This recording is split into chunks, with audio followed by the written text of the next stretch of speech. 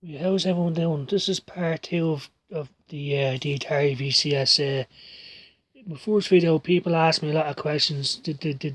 So I'm going to try and answer some of them questions, So this is the Atari Vault 2, and it has a whole bunch of Atari 5200 games, 2600 games, and arcade games, and you can use them with the joystick or the controller, Would we just prefer using the joystick, And certain games say use the paddle, the stick turns like that, and the LEDs light up to indicate movement, and it has a rumble, shakes like that. It has a rumble feature, which is pretty awesome.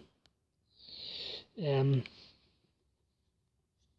yeah, so the joystick has a back button and a context button. So let's say you want to get out of this, you press that button. If you want to exit the game, yes or no. You press the forward button to make a selection, and you're back to the main screen, And awesome. And just to show you what it looks like, you press down and it indicates the movement, which is awesome, And pretty cool. And it shakes as well, Now the air console, with that you have to have a phone to use it. But it's all pretty much like Android based games, the Android map is more like C64 and Amiga games of that sort, And every time you log in, you get stuff like that. That's my name, Night Driver Guy, because I love Night Driver, And this app, you mainly use the controller with,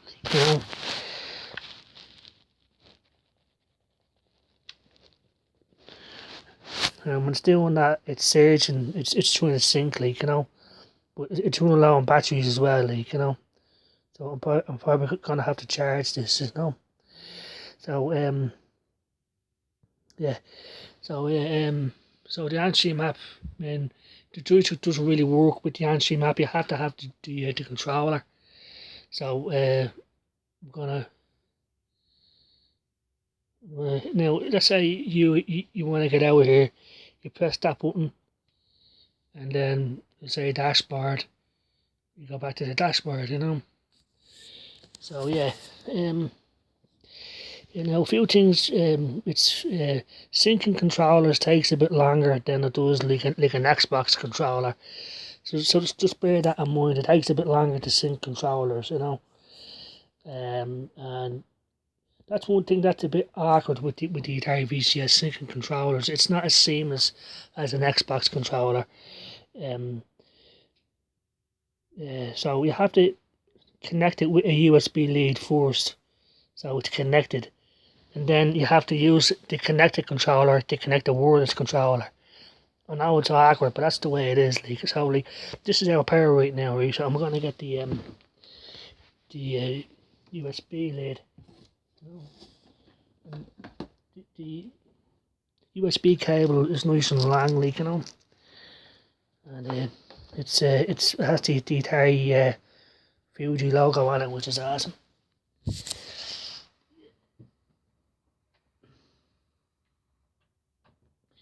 Yeah, so just and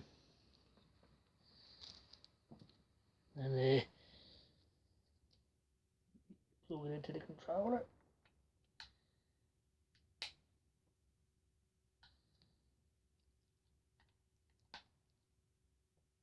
Yeah. So that'll charge now, I know. So look, I'm saying, let's say you're getting it for the first time, right? You get the Atari VCS for the first time, connect the controllers up with the wires, and then it's awkward, but this is what you have to do, right? You go to system, right? Now, to do that, what I'm doing, you press the shoulder button to do that, right? So you see where it says devices, right? You go to that, right? Now Bluetooth, you have to make sure that's turned on, like, you know. Then you go to my devices or pair of new controllers, right?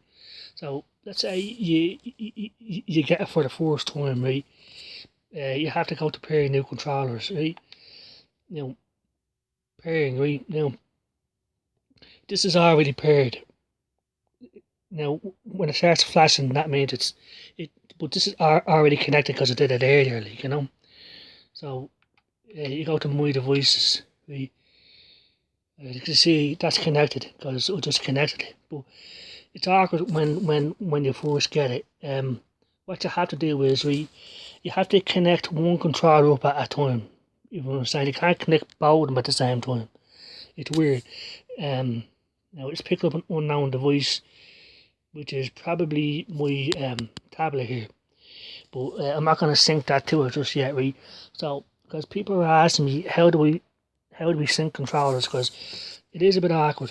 Like I said, it's not as seamless as an Xbox. So, what you have to do is, right, let's say you have when you first get it, right, uh, there'll be some battery life inside the controller. So, the first controller you connect will be the first player controller, right? So keep that in mind also. So that's all. That's all I can talk about right now. But to connect a wireless controller, right, you have to connect this by the wire and then connect that wirelessly. I know it's awkward, but that's the way it works. It's awkward and it is a bit tedious, but you have to connect this up to connect this wirelessly. You know what I mean? So whatever reason, but sometimes like the Bluetooth works better. Sometimes, you know what I'm saying? Like see the way it's flashing. So just it is awkward, but that's the way it is. You know, it's awkward. So the system definitely needs updates. You know, there's no doubt about it. But it's just a minor problem, in my opinion. But just bear that in mind if you get these controllers. It's not as seamless as an Xbox controller. Like, to connect this wirelessly, you have to connect this up to connect this wirelessly. But once the boat recognise, it'll be on my devices. If you understand what I'm saying, you know. So, like this is charging at the moment, you know. So that'll take an hour and a half to charge. So I hope that answers that question about pairing controllers, because it is a bit awkward. It's not as seamless as an Xbox controller, so keep that in mind. It just takes a bit longer to sync the pair controllers up to it, like, you know. So yeah, I mean, the storage, you have 32 gigabytes of storage, but like I said, you can expand that. You can put more into it if you want to. But you have to open up the system and put it in there. You know, it's not like an SD card with a switch or anything like that. So just keep that in mind, right? Network, you know, it picks up Wi-Fi status and stuff like that. Now, another thing is you can set the resolution. It's Ultra HD, which is awesome. So if it tells you to parts it, you can use it. Now, when you set up your account, you had to put in a PIN number, which is awkward. But I turned off now, so I don't have to keep putting it in every time I turn it on, like, you know. So yeah, it's a bit awkward setting up that, you know. That's just about it. When pairing controllers, it's a bit awkward. It's not like an Xbox, so just keep that in mind.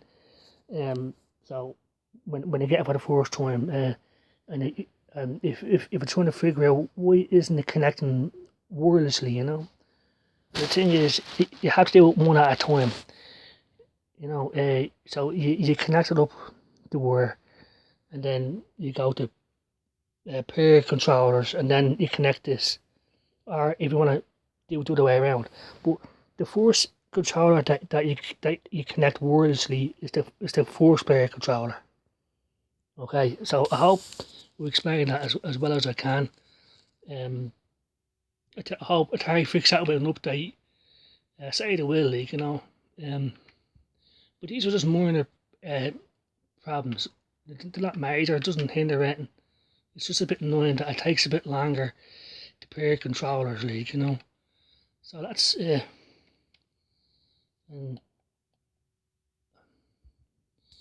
you know, another thing with the Star, everything is set into American prices. Now I live in Ireland and I was buying stuff with an Irish bank card, and because of that, like, the bank blocked it because they thought it was something suspicious, you know. So I'm gonna have to get into the bank and say, look, that was me buying American games with an Irish card. So that's just a security thing to prevent people from using your card. So just bear that in mind. If someone's in Ireland or in England, if you're buying games right now, it's all in American, you know. I bought 2 or 3 games and then my card was blocked, so I'm gonna have to get onto the bank later on and say, look, that, can you unblock my card? That was me buying them American games. So that, just keep that in mind. So I'm gonna wait until it's updated, so it's all in euros or pounds or something like that. Because right now it's all set up to accept American only. Because you have to put in a zip code, and we don't use that over here. But I got two or three games, and then it blocked me, you know. So like later on, I'm gonna have to get onto the bank and say, look, unblock my card, please. That was me buying them games, you know. So yeah, just it's things that people should be aware of. If people have an Atari VCS in Ireland or England or somewhere in Europe, it's all set up to American money, you know. It's to accept American cards, right? So that's part 2 of the Atari VCS. Just things people are asking me about, and like updates are needed, I think, especially when pairing controllers and stuff like that. So yeah, that's part 2. But overall, I'm still very happy with the Atari VCS. With my car getting blocked, that was my own fault. I should have realised, look, I'm buying American games with an Irish card. So yeah, but yeah, so it's just a minor problem, nothing major. So yeah, I mean, and the Atari Bot 2 was awesome, down there, like, you know. And the startup screen is pretty awesome, I have to say. This, yeah, so like, I just hope that clears up, answers some people's questions about the Atari VCS. So I hope everyone has a good day. Take care and bye bye. And I love the joystick, especially playing arcade games. And like, it has a paddle, it turns around. So games like Night Driver or Breakout is awesome, like, you know. So anyway, everyone have a great. I hope everyone has a great day. Take care and bye bye.